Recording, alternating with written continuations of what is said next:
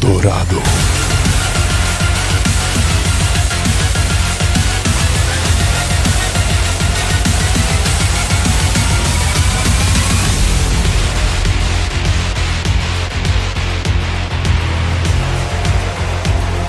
Get rich or die trying.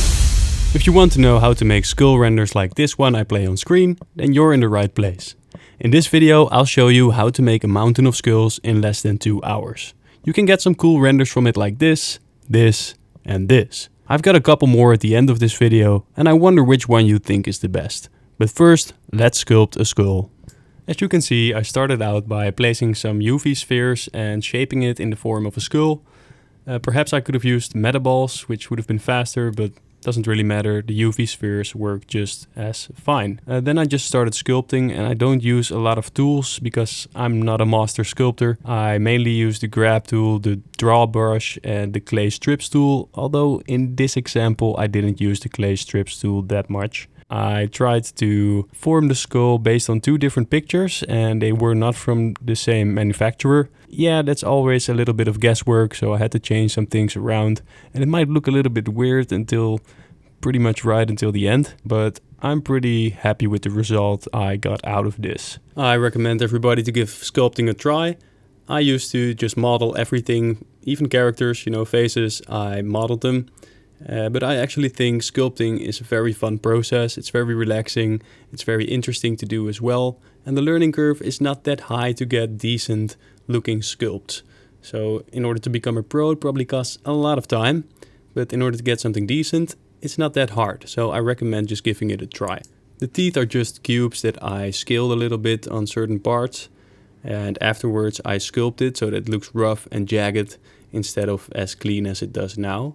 And by the way, let me know what you think about the intro trailer. I thought it looked pretty cool and I've been wanting to do something like it for a very long time. So let me know what you think. Here I'm using the grab brush one more time to change the overall structure of the face because something wasn't sitting well with me. And then I start texturing. And to be honest, the texture was very easy, but I think it's also the part that I could have improved on the most. And it was just a Musgrave texture with some dirt on it and some skull type color. But as you see, the lighting makes up for a whole lot. Even if the texture is really simple, the lighting really brings it back to life. Alright, so now we're going to make the actual render. And what I wanted to do is make something in the shape of a mountain. And then on the mountain there will be all these skulls.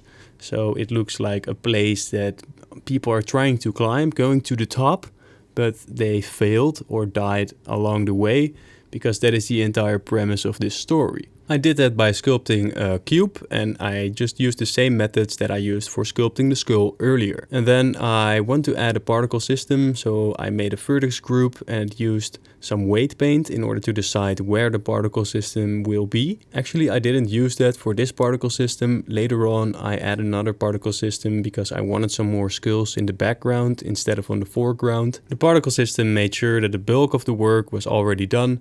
But as you can see, the heads didn't quite align exactly at those places that I wanted them. So I just used some artistic expression and placed them by hand. And the skulls just weren't enough, so I decided to make another rock, which I can place on my mountain, just to bring in a little bit more randomization and make it seem as if the mountain has some more stones lying around. At this point in time, I wasn't really sure what I wanted to do with the story of this render. I just wanted to make these skulls and the mountain. And actually I was trying to make hell. Eventually I decided on doing things differently because I think the story could have been a lot better. I like the symbolism of the money in the back and all these skulls lying around, and it can have different meanings. It could be that people are trying to get rich and they do not succeed, so there's this graveyard of people trying to get rich, not succeeding. But it can also be that you don't take your riches into the grave, just like the old story of the wise Solon. I'm not going to dive deep into that. It can also mean that people are dying from working too hard, or that the 9 to 5 rat race is just like a graveyard. It can have a lot of different meanings, and I think eventually that's what makes this render appealing. So yeah, let me know what you think about what the render actually represents and what it means for you. I'm frequently rendering just to see whether it's going into the direction that I like, and when it's rendered you can actually see the final result better than when you look at it in the viewport. So that's why I do that often in between.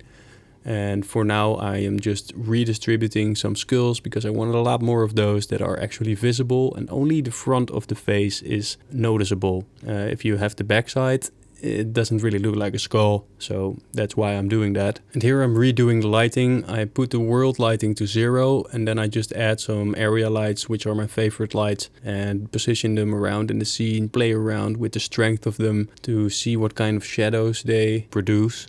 I'm also using this lighting trick where I add a texture to the light itself, and I really like the way that this enhances the entire render and elevates it to a different level simply by placing, I don't know, a Musgrave texture or a Voronoi texture into the strength of the light output.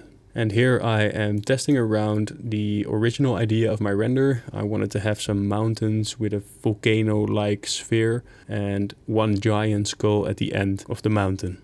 I've placed that final render at the end of the video as well, however I wasn't as satisfied with it as with my final result, which you already saw. Anyway, here on the mountain I tried to use the pointiness of the geometry node in order to separate some selections, and by using a Musgrave as a multiplier I can randomize the result even further. Here I want to add my coins because I decided to change my idea. I was like, okay, I want this to be like some sort of El Dorado at the end of the mountain full of death. So in order to do that I used geometry nodes and I had to do some fiddling around. I even had to go back into an old render to see what the original setup looked like in order to get that done because I kind of forgot. That's all I had to do, and when the coins are done I can just distribute them on the place that I like. And I made sure to randomize the height of all the coins. And really this is just a simple render. Actually the elements used in this were about 5 of them. So I got the coins, I got the $sign, which is basically just a text, the mountain with a particle system of skulls on it, and the volumetric with some lighting. So that's basically all there is to it. Nothing fancy, nothing out of the ordinary. And I think that's the beauty of this render as well. Everybody can do it. It's really not that hard, so if you followed along in this breakdown, you can probably get it done yourself, no matter what skill level you're at. Except for the coins maybe, but you can do those by hand as well, so you don't need to use geometry nodes. These are the final results, so let me know what you think of them. And by the way, I didn't record the DaVinci Resolve part of this video because I'm actually dropping a full free course. It might be 1 hour, it might be multiple hours, but I'm going to explain everything that you need to know in order to composite your shot. I recommend subscribing if you do not want to miss that because I'm going to upload it this month. Anyway, let me know what you think about these renders. And if you want to know how to learn Blender as fast as possible, then I highly recommend watching this video next.